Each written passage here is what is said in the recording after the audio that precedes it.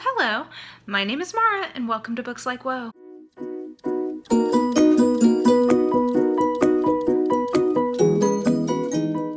So, I have a little bit of a different kind of video today because you guys know I'm not much of a TBR type of person, but I had a little experience at a bookstore that kind of inspired me to let not only have somebody pick out books for me to read that I had to read, but also to make it a complete surprise where I have zero control. So this is sort of like extreme reading for a mood reader. And that's because recently I went to the Ripped Bodice in LA, which if you've never heard of it, it is a really, really cool local independent bookstore. Enjoyed the hell out of my time in there. I really wish I'd had more time to just like linger in there. It is a romance themed bookstore, hence the Ripped Bodice. The only one that I know of, and I think it's super cool that that there is a bookstore like that. But it also just has like generally, I would say sort of like female related bookstore things. So like there's nonfiction in there, there's like some bath products. I got these earrings there. I just thought it was really neat. Even if you totally are not into romance novels at all, if you like going to like a unique bookstore, I definitely think it's worth checking them out. And one of the things that they have going in the shop is that they have something they call Blind Date with a Book.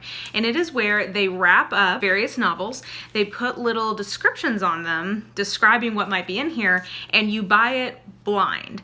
So I thought it would be fun to buy 3 that had descriptions that I thought were intriguing, and I'm gonna do my unboxing of it right now for you guys and see what I ended up with based on these descriptions, and then I'm gonna read all 3 of these and see how I did. Now I'm gonna be interested if I've already read any of these. That will be kind of an interesting like, we'll see what happens when we'll cross that bridge when we get there if I've read any of these. But I'll start by reading the descriptions and then I will unwrap them for you. So let's start with the one that had the description that genuinely I was like, yeah, this sounds like something, like this sounds like tropes that I generally like, so there's a good chance that I would read this and enjoy it. And that is this, you know, it's got the stripy wrapping paper, and it says, sometimes you wake up in Vegas married to your new work crush, and sometimes he's in no rush to call it off. So this sounds like it's a marriage of convenience type trope in a contemporary, and I really like that. I also do like workplace romances so long as the power dynamics are not icky, and the fact that she has a crush, I don't know. So this sounds like this could be a good option. So let's see what I got here. Okay, so this is a book that I have never heard of before. It's called Wishing for Us by Sydney Landon, a Danvers novel. It doesn't have a super clinchy cover, so I do like that. And here's the official description. We'll see how closely it matches to the description that I had here, which is, since the loss of her fiance, Lydia Cross has refused to allow herself to feel anything close to love. That is until corporate hotshot Jacob Hay comes to her aid outside of the Danvers International corporate headquarters and captures her attention. Too bad he doesn't show any signs of reciprocating her feelings. Things change when, after a rowdy Vegas bachelorette party, she wakes up next to Jacob as his newly wedded wife. Lydia is stunned, but Jacob seems remarkably calm and isn't inclined to end their hasty merger. In fact, day by day, he gives her everything she's been missing, especially in bed. See, romance smut. But when the magic of Sin City fades, Lydia grows concerned she'll find herself alone once again. So actually, like, this was a good pick for me, I think, just based on the description. Like, this sounds like the type of romance that I genuinely, like, really like. I like it when people are already in a relationship and they have to kind of make it work. So I'm excited about this. Like, I've never heard of this author, like I said, and this isn't something I would have picked up otherwise. So far, I'm happy with this one. Okay, number 2 has some Star Wars wrapping paper, which is exciting. And it just says, sometimes it's totally chill to sleep with your boss. And that made me laugh. Like I said, I do like workplace romances, and I'm intrigued to see how the power dynamics are handled since there's a boss in it. This one, it's half and half in terms of, I do like those tropes sometimes, but mostly the description made me laugh, so it's a little bit of both. Okay, so now I'm gonna unwrap this one. I'm sad, I like the wrapping paper of this. I'm a little sad to mess it up, but whatever. I've not quite reached the point, a la my mom, that I will save wrapping paper, but maybe someday, who knows. Another Sydney Landon book. Okay, so I've picked 2 from the same author by chance. This makes me wonder if they have, this is the cynical part of me, this makes me wonder if they have some sort of paid promotion with either the publisher or the author. And hey, good on them, because this is a good way to see somebody I've never seen before. Okay, it's called Weekends Required. It's hard work, but someone has to do it. I do love that. I love really funny romance subtitles, so. Okay, so let me read this. Claire Walters has worked for Jason Danvers as his assistant for 3 years, but he's never appreciated her as a woman until the day she jumps out of a cake at his friend's bachelor party. whoa, that's a description.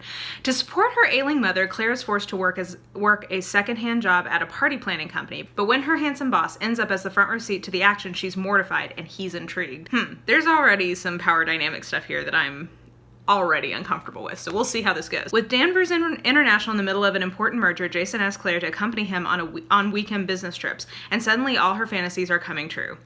Her outspoken best friend thinks that getting a little executive attention will solve everything, but Claire sees more in Jason than just sex. Jason is determined to know how the beautiful, sexy woman in the cake could also be his mousy assistant. The more time they spend together, the more he realizes how much fun it could be to mix business with pleasure, and how much he wants to offer her a happily ever after of her own. Okay, so this has a more clinchy cover, which I don't love.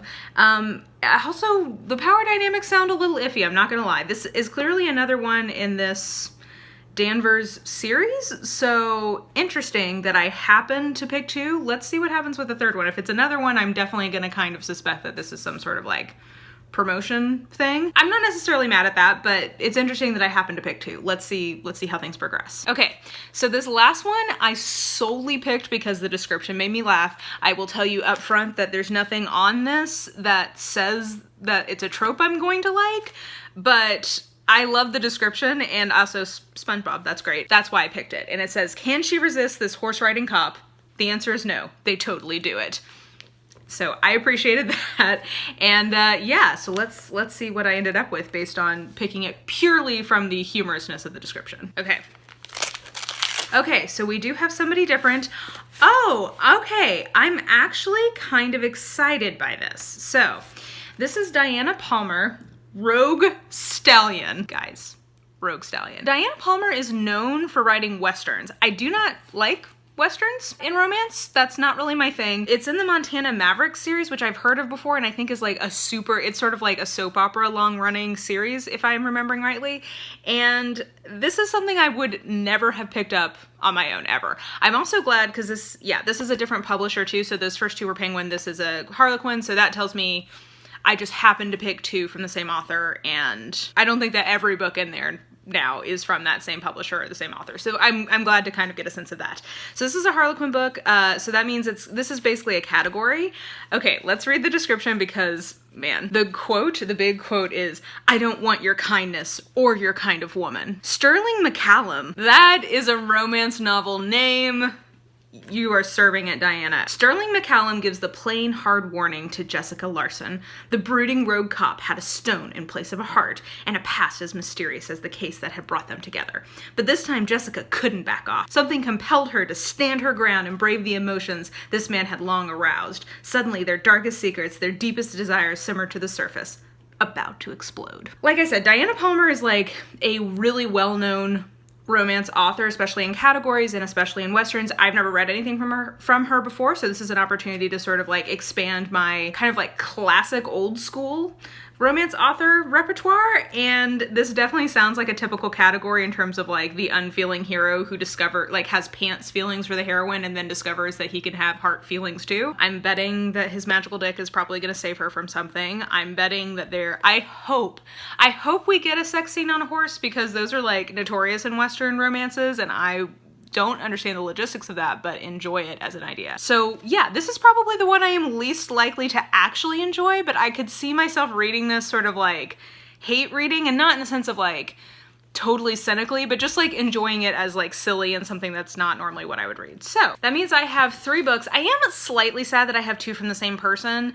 I'm excited to read somebody new, and I'm excited that all 3 of these are new authors to me, and none of these are things I would have picked up on my own. So in terms of like making me try something a little different, mission accomplished on all these. I also just noticed that these 2 from Sydney Landon, this one is from Signet, and this one is from Berkeley, so that's interesting as well. Sorry, I'm a nerd, and I'm always interested in sort of like the business piece of this, so she clearly changed publishers at some point, but they picked 2 different books from her. Okay, so they must really like her, I guess, to have so many of her books in the mix. So I'm excited to try those, and I'm excited, I think I'm gonna get some like hate enjoyment out of this one. So all that being said, this is my TBR, and you will see me in the future after I've read these. Maybe if I get creative, I might do some vlogging as I go with this. We'll see what happens, but I'll see you guys later to catch up on this. Okay, guys, I have read the first of my blind date picks here, which is Wishing for Us by Sydney Landon. I have a lot of thoughts about this. So, I would first of all say that these are definitely what I would consider to be category contemporary romances and not just like straight up contemporary romance. Maybe in my like summation I'll get into more why I think that's important, but that is a very important genre distinction in terms of assessing a romance, in my opinion. So I would definitely consider this to be a category romance, even if it is not like, it's not like a Harlequin. It doesn't look like it's in a specific line. It reads like a category. For that reason, I'm going to give it a 2-star instead of a 1.5. Because some of the problems that I had with this are just a part of category, and like I'm fine with some of those limitations of that particular subgenre if that's what it is and what it's trying to do. The thing that bums me out about this is it's got, I'm going to say 3 problems with it. One, wildly inconsistent characterization of the hero who alternates between being described as being romantic in his actions, but then he and the author are telling you that he's emotionally detached when he has demonstrated himself to be anything but, and then at the end he goes to being actually a little bit emotionally detached, but not even really. Like anyway, I think that the characterization of the hero is off. There's also what we call a plot moppet in here, which is when there is a child who only exists for plot reasons and is therefore like annoying and not well characterized. Oh my gosh, this is supposed to be a 6-year-old child, and she literally has the sentence structure, like the semantics of a 3-year-old. I mean, like, my nieces are now 7 and 9, and they have not talked like this in literal years. So, yeah. So there's that. And then this also has a trope, which I do not like, which is the other woman is crazy or a bitch or whatever, and, like, I just don't like it. It's misogynistic, and I think we're growing away from it. This isn't the worst example I've seen of that in a romance, but, like, I don't like that.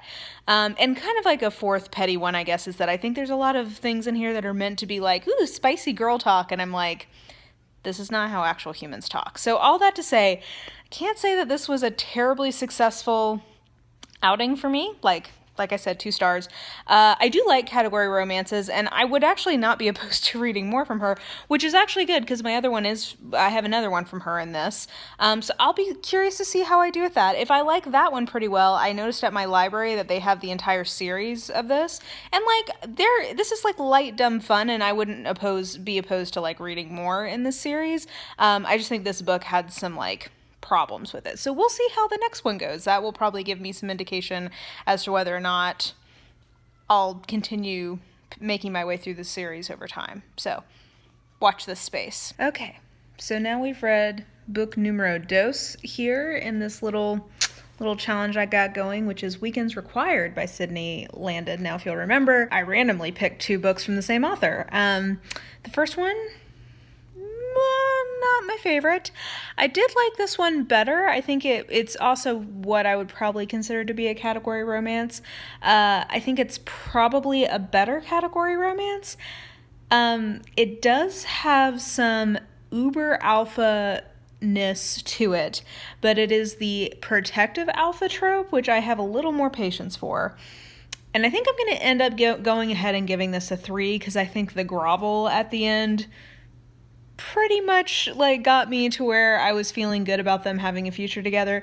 But he does have a lot of like shaming for her. So basically the setup is that she has a side job as sort of like, she's not a stripper, she's almost like a adult entertainer, I guess. Like she's in basically maybe like burlesque. Let's go with that. She's sort of like a burlesque entertainer on the side to make money to take care of her sick mother.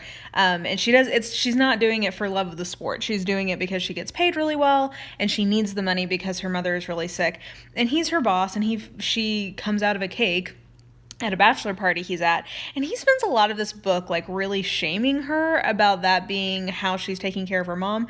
Now here's the deal. I know that there are some people who are in sex work and general like adult entertainment who are doing it for the love of the sport. There are some people out there like that, but like I saw an adult film actress once saying like most of us, like this wasn't plan A basically. So like if the whole thing is that she's like this mousy secretary by day, and like he's known her for 3 years. Does he really think she's doing this for fun? And like he was at something that she was entertaining at, so like why is he up on his high horse? I wish that there hadn't been so much of that in this. Like I wish that he hadn't spent so much time like shaming her, and it takes him far too long for him to actually ask her like why she's doing it.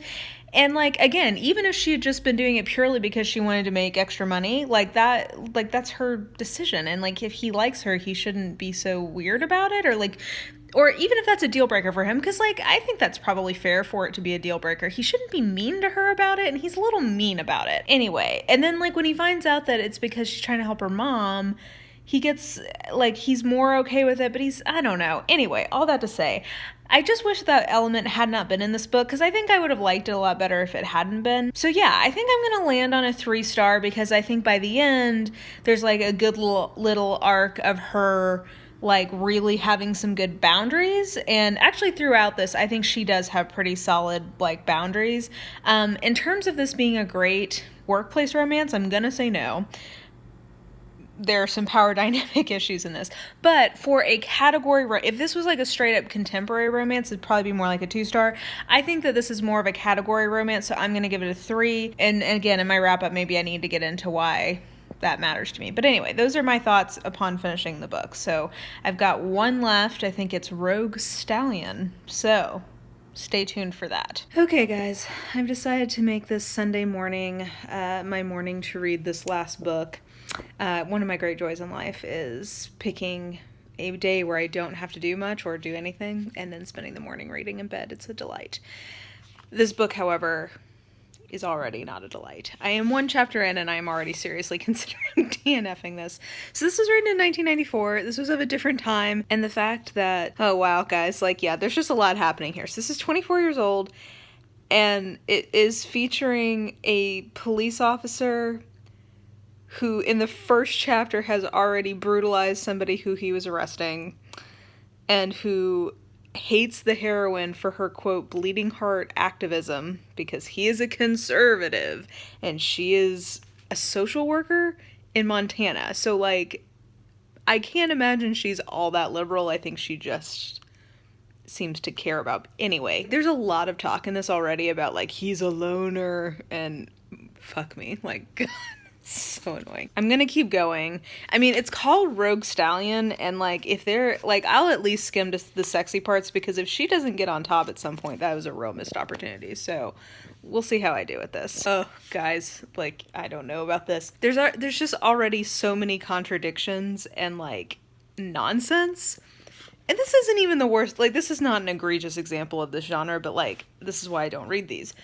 Okay, she says, in Whitehorn, everyone knows everyone's business. Well, mostly anyway, she added, because she was pretty sure that he didn't know about her own emotional scars. The incident had been hushed up because of the nature of the crime, and because there'd been a minor involved. It was just as well. Jessica couldn't have a permanent relationship with a man, even if she would have given most of a leg to have one with McCallum. He was perfect for her in every way. How is he perfect for you? He literally has just spent the last, 5 pages ridiculing your profession and, judging you for your how you're doing your job, even though it seems like she's a very lovely and good, she's very lovely and good at her job.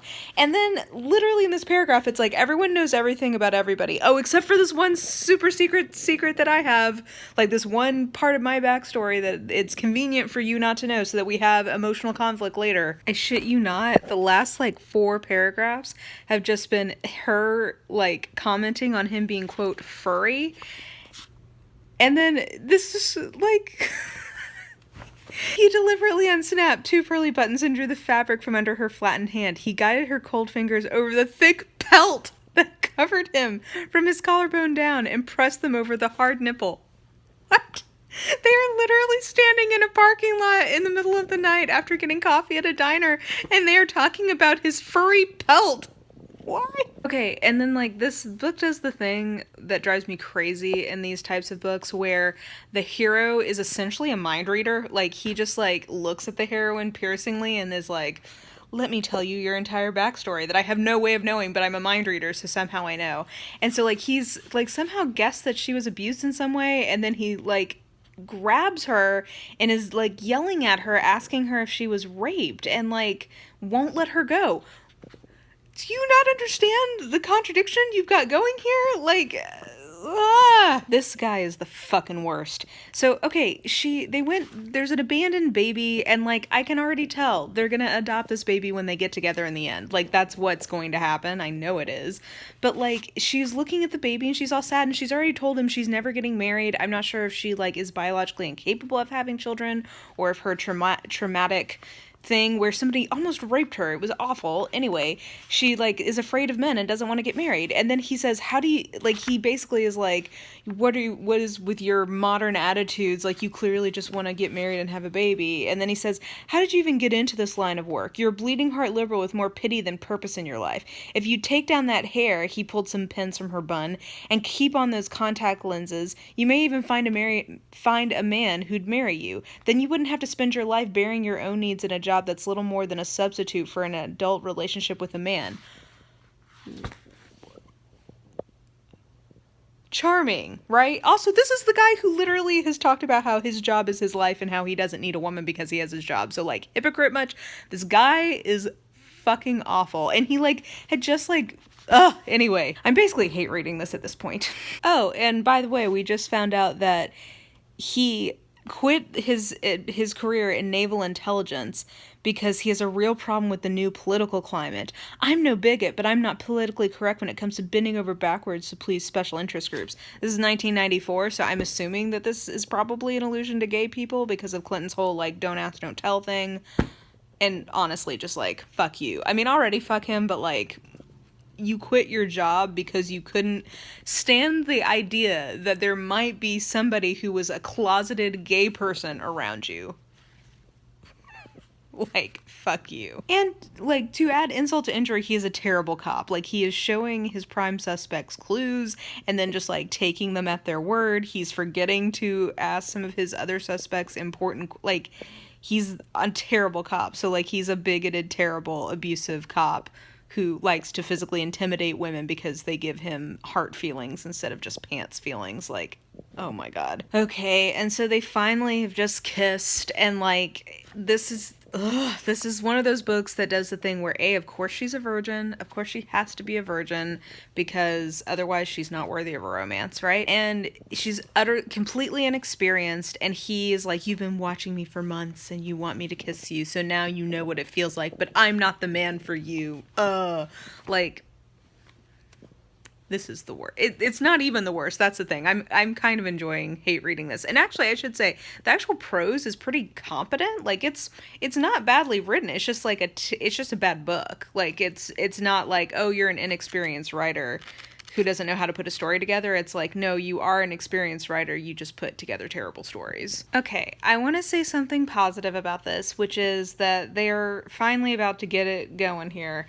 And he reveals that he was almost raped by his foster mother. And that is a backstory that I don't think we see a lot in really any books. And I think it's, you know, I appreciate that there is some kind of acknowledgement that, like, women are not the only ones who have backstories that could involve sexual assault. So, like, I like that. I appreciate that being a part of his story because it's something we don't see a lot. Okay, I'm pretty sure this book is officially canceled. So, remember that the heroine, we've already discussed this, the heroine told him that she had been nearly raped by somebody. And the person who nearly raped her died in a car accident a week later, and his brother's mad, and he comes back to town and starts telling everybody that she was like a tease and led him on. Okay, it's clear that the author is setting this up to be debunked. Like, I am confident that the author doesn't actually think this, but the fact that this is what the hero is believing, and, like, it is being said matter-of-factly in the text, like, again, I know this was another time, but I just can't. Okay, the old man had shaken his head when he had recalled the incident. Women always said no when they meant yes, he assured McCallum, and several people thought that Jessica had only gotten what she'd asked for, going out to the man's house alone. Women had too much gold-darned much freedom, the old-timer said. If they'd never gotten the vote, life would have been better all around. McCallum didn't hear the sexism in the remark. He was too outraged about what he learned over Jessica. So that shy, retiring pose was just that, an act. She'd played him for an absolute fool. No woman could be trusted. Hadn't he learned that from his mother? I know that the author is setting this up to be debunked, but I don't care. That is disgusting, and I hate it. Oh my God! And 2 paragraphs later. In the course of the trial, it had come out that the doctor who had examined Jessica had found a blockage in her fallopian tubes that would make it difficult, if not impossible, for her to get pregnant. She knew that Sterling was interested in her and that he would probably want children, yet she'd made sure that she never told him that one terrible fact about herself. She could not give him a child. And yet she never stopped going out with him, and she knew that he was growing involved with her. It was a lie by omission, but still a lie. It was one thing he confessed himself that he could never forgive. Fuck this guy. He's actually angry. He's angry that she held something back from him because it means that, like he's angry that she can't have kids. This is so gross, and, like, I hate him. I hate him. I'm going to keep reading this because I'm like 2/3 of the way done and this takes no time to read, but fuck this guy. Okay, I'm at least glad that, like, the hero for sure is getting his comeuppance. Not before he doesn't, he humiliates the heroine by stopping. So clearly everyone knows that he's believed this asshole who came back to town. He stops dating her and starts dating her office, like, one of her employees. She's in charge of the office. He starts dating her and, like, taking that girl out all the time under Jessica's nose. And then he finally has, like, this moment of reflection of, like, oh, I'm, like, I was just trying to show her that I'm over her, but, like, she's totally humiliated. My bad. Oh, whoops. Now that I think about it, this doesn't make a lot of sense. I probably just wanted a reason to push her away.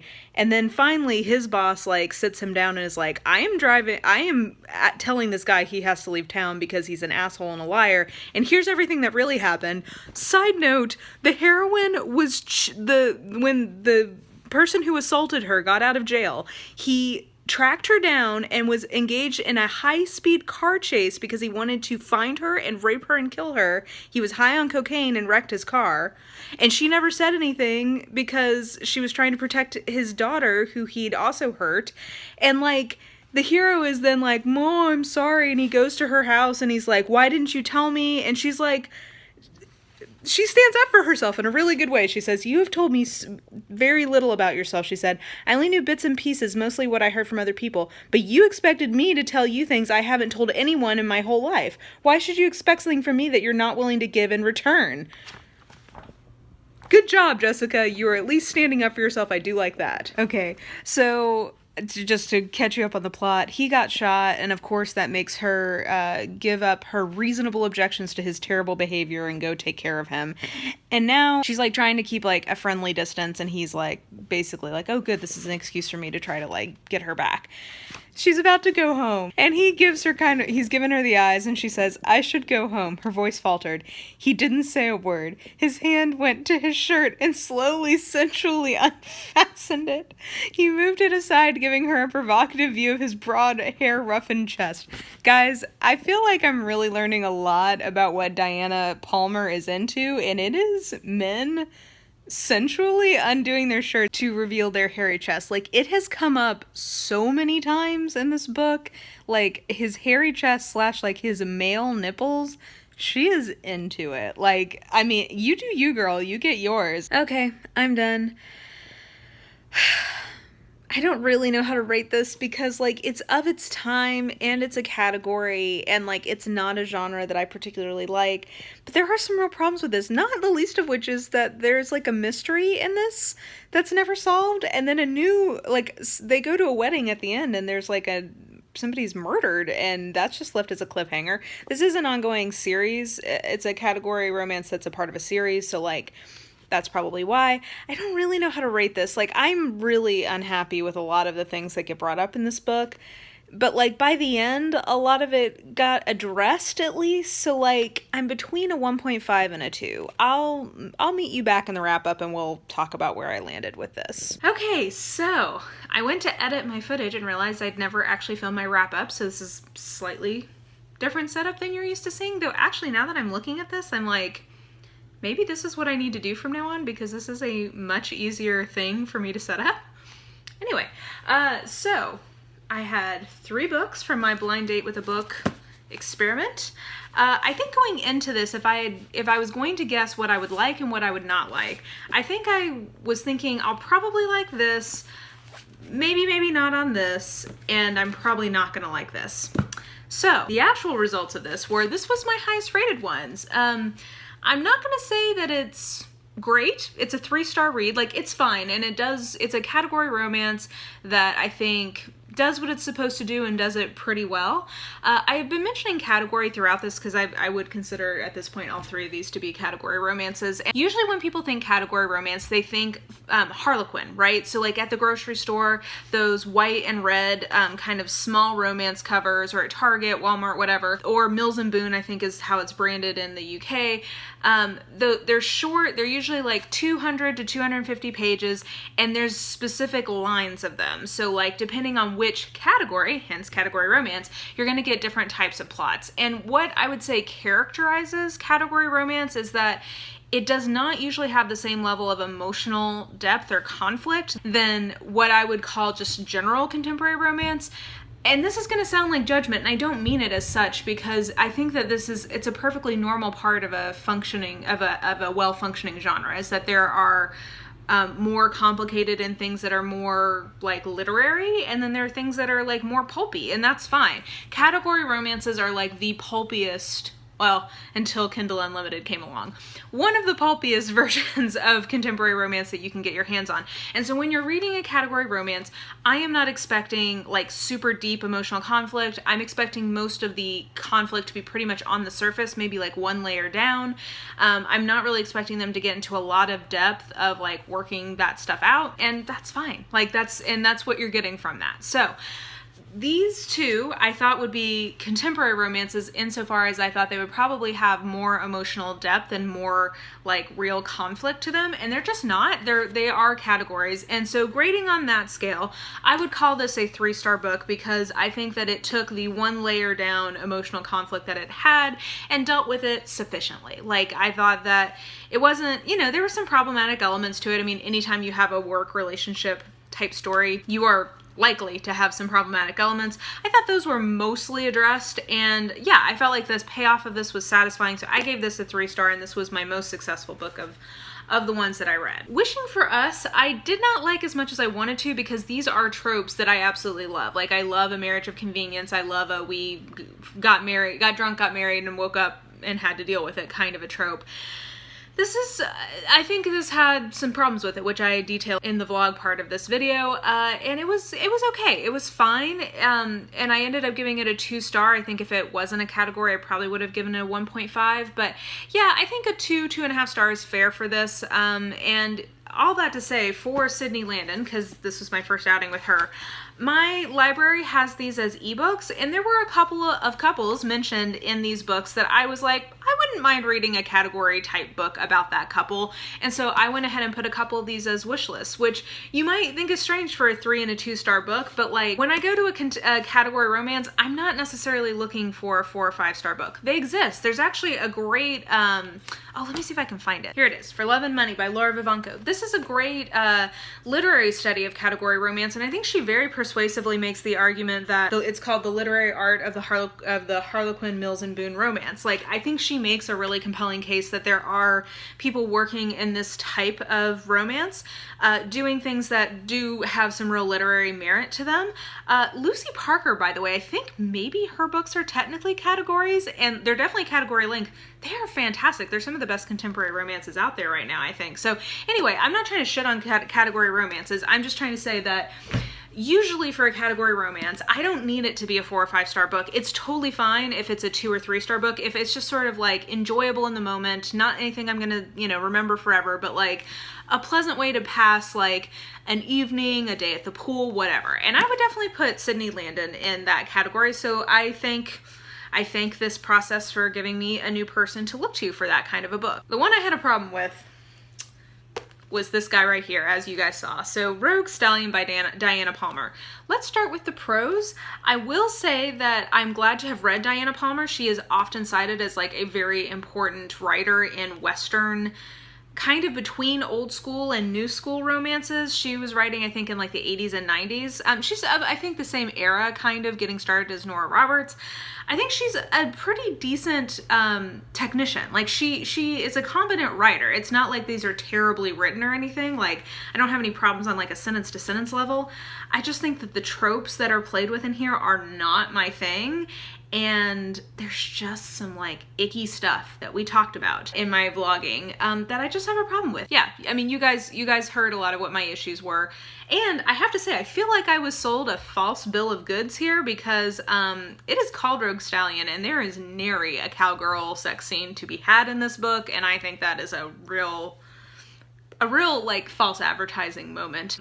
So actually, in general, sex in here is dealt with in a very weird way. Like you know what, we've talked about this enough, it doesn't even merit further discussion. All that to say, I did feel like this got, like there was a grovel. I think there was an acknowledgement from the author that some of the things that really repulsed me about this were not okay. It's just that I just didn't like it. So I bumped it from a 1 star to a 1.5.